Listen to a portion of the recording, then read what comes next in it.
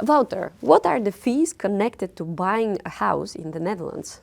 In the Netherlands, we are allowed to finance 100% loan to value, which means if the value of the house is the same as your purchase price, that you can get a mortgage for the complete value of your offer. But of course there are closing costs connected. And I will explain a little bit in general how these costs are. It depends also on your age and the price range that you are paying. But on average, you have transfer tax or so-called stamp duty. That's 2% of the purchase price. If you are under 35 and buy under a certain limit, you do not pay transfer tax. But it's best to set up an appointment and ask for the specifics. But in general, people pay 2% transfer tax. They have notary cost because the notary is the only entity in the Netherlands that has the possibility to transfer a property into your name.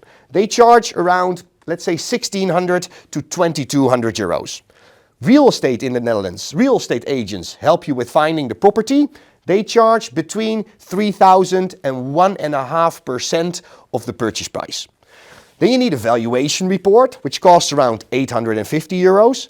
And you might want to take a technical survey to know what kind of renovations are needed in the house that you buy. Those costs are around 350 to around 400 euros. And then you are obligated to take mortgage advice. The Dutch government, they decided it is a complex financial product. So or you take mortgage advice at a bank or with a broker like ourselves, and we check which bank has the best deal for you. The cost for mortgage advice in general fluctuate around 3,000 euros. So the total closing costs combined are around 5% of the total purchase price.